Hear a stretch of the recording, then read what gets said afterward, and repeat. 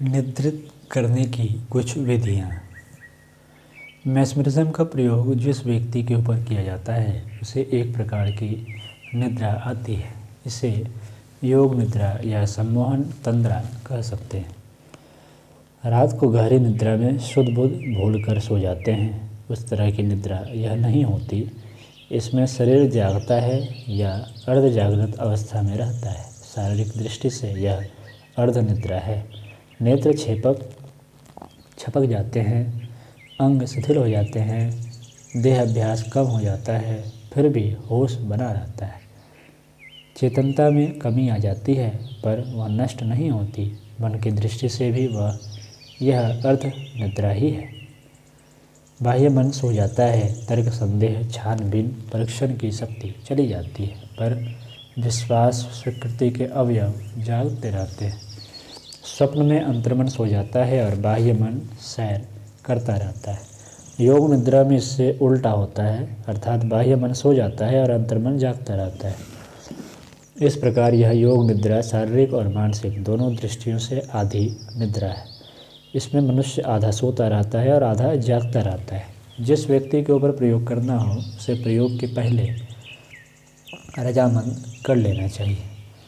उसे बता देना चाहिए कि इससे उसे कुछ भी हानि या तकलीफ नहीं होगी, वरन मस्तिष्क का विकास होगा, अनेक मानसिक शक्तियाँ जाग उठेंगी तथा जो शुभ संकल्प इस प्रयोग के द्वारा स्थापित किए जाएंगे वे इसके सद्गुणों की वृद्धि करेंगे और दुर्गुणों तथा मानसिक रोगों को हटा देंगे। फूलों के बगीचे के समीप रहने वाले को सुगंध का लाभ होता है। इसी प्रकार योगाभ्यास जैसे परम पुनीत और उपयोगी तत्व के संपर्क में आने से कुछ न कुछ लाभ ही प्राप्त होगा। जो व्यक्ति रजामंद हो उसी को निद्रित करना चाहिए। जोर जबरदस्ती या दबाव का परिणाम अच्छा नहीं होता। निद्रित करने से पहले पात्र को शिथिल होने का आदेश करना चाहिए।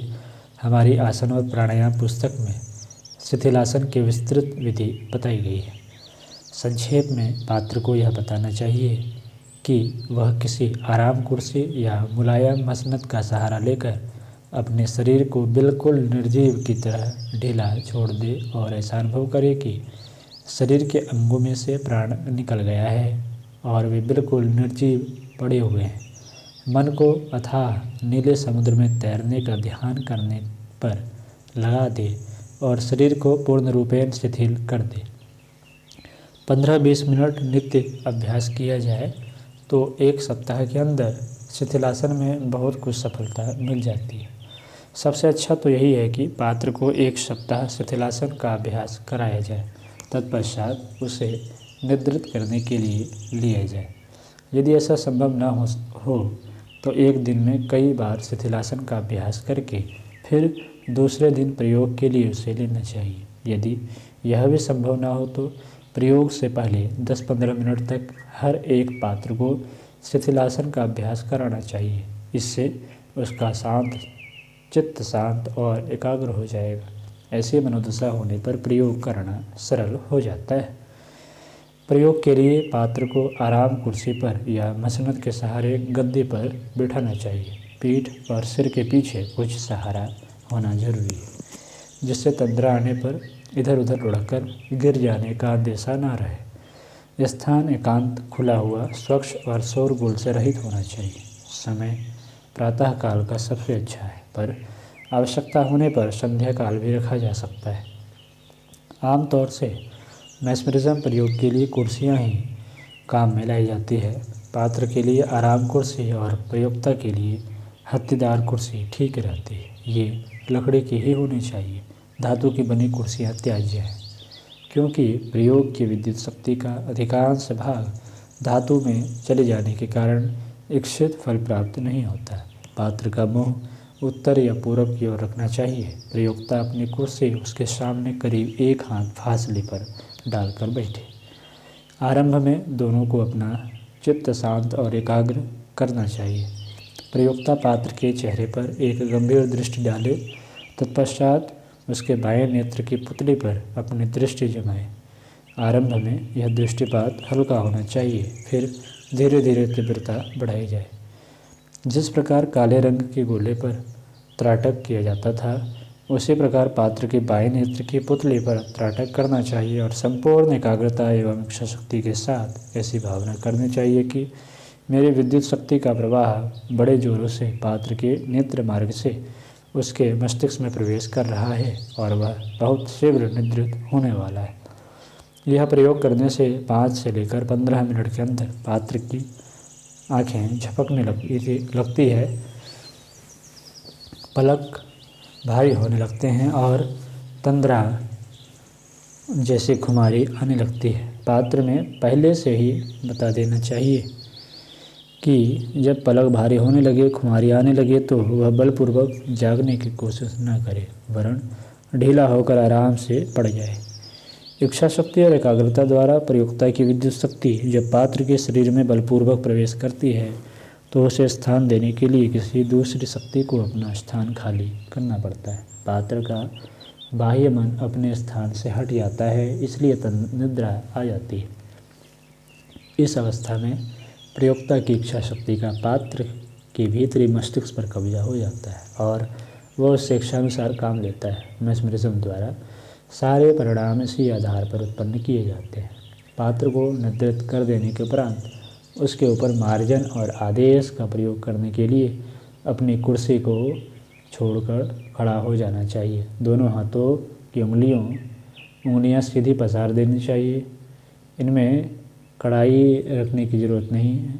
सीधे साधे ढंग से उन्हें आगे की ओर जरा झुका हुआ सा रखना चाहिए। यदि मानसिक दोषों को दूर करने के लिए प्रयोग किया गया है तो मस्तिष्क पर मार्जन होना चाहिए। यदि सारे शरीर व्यापी दोष को दूर करना है तो सारे शरीर पर मार्जन करना होगा। यदि किसी स्थान विशेष की पीड़ा दूर करनी है तो उसी स्थान पर मार्जन करना ठीक है। दोनों हाथों की उंगलियां बराबर बराबर एक सिर में रखनी चाहिए और उन्हें पात्र के शरीर से आधे इंच के फासले पर रखते हुए आगे बढ़ाना चाहिए।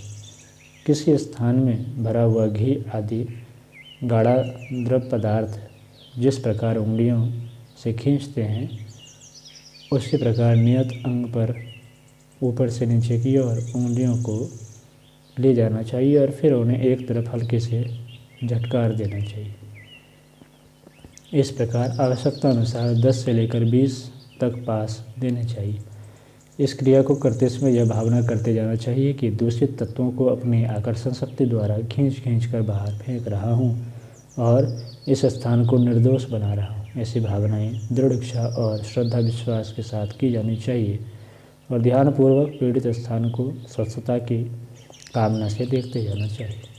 क्रिया विश्वास के साथ की जानी चाहिए। मार्जन समाप्त करते हुए अंत में हाथों को 3 बार जरा जोर से एक तरफ झटका देना चाहिए, जिससे वे ईथर तत्व अपने शरीर में चिपके न रह जाए।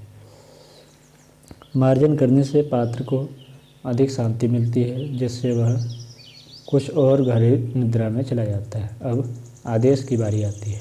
निद्रित पात्र के पीठ पीछे खड़े होकर गंभीर, स्थिर, निश्चित, स्पष्ट और मध्यम स्वर में उसे निरोगिता, स्वस्थता एवं उन्नति का अनुभव कराना चाहिए। दाहिना हाथ पीड़ित स्थान पर हल्के से रख लेना चाहिए। नकारात्मक नहीं वरन स्वीकारात्मक ही आदेश देना चाहिए। तुम बीमार नहीं हो, यह कहने की अपेक्षा तुम स्वस्थ हो कहना चाहिए।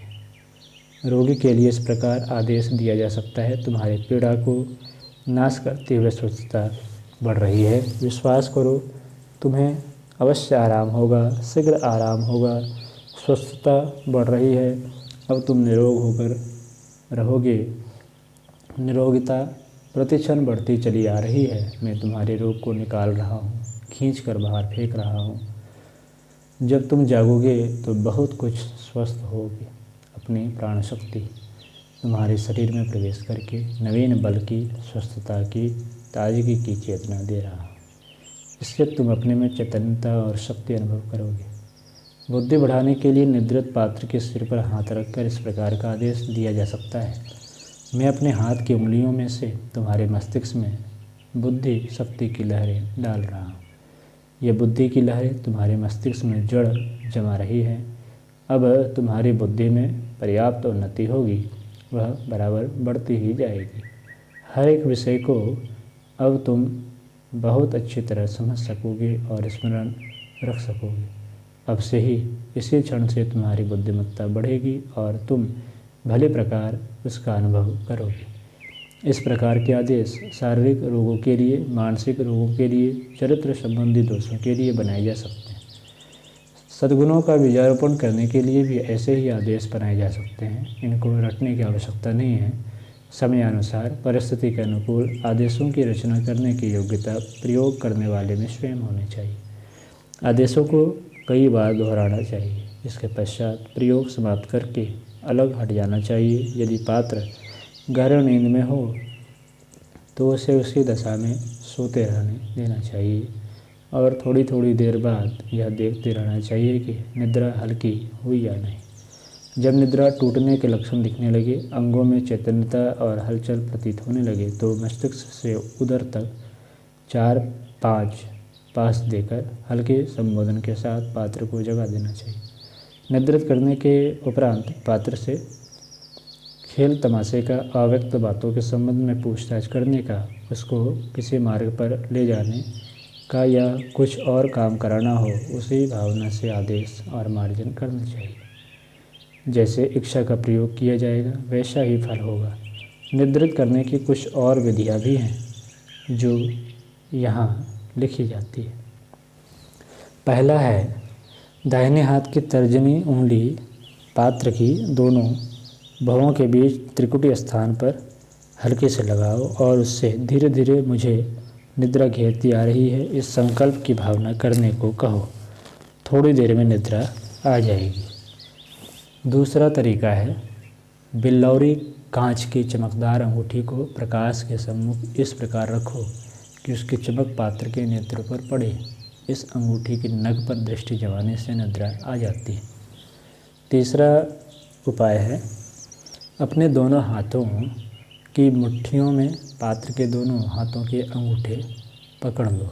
उसके अंगूठे की जड़ों में अपने अंगूठे का नख जरा सा घिसो और उसके चेहरे की तरफ निद्रित करने की इच्छा के साथ घूरते रहो, निद्रा आ जाएगी। चौथा उपाय है, सादा चौकोर कांच लेकर उसके पीठ पर काला पक्का रंग पोत दो और चौखटा लगा दो। यह त्रिकालदर्शी दर्पण हो गया। इसके लोग 5-5 रुपया कीमत वसूल करते हैं। इस काले दर्पण के बीचों बीच 1 रुपये बराबर स्थान में गोलाकार तेल लगा दो। शीशे के सामने कुछ फासले पर दीपक इस प्रकार रखो कि तेल लगे हुए स्थान के बीचों बीच प्रकाश चमके। इस चमक पर पात्र को दृष्टि जमाने के लिए कहो और निद्रा आने के आदेश करते रहो। थोड़ी देर में वह निद्रित हो जाएगा। आज की कक्षा में इतना ही। अगली चर्चा हम लोग अगली कक्षा में करेंगे।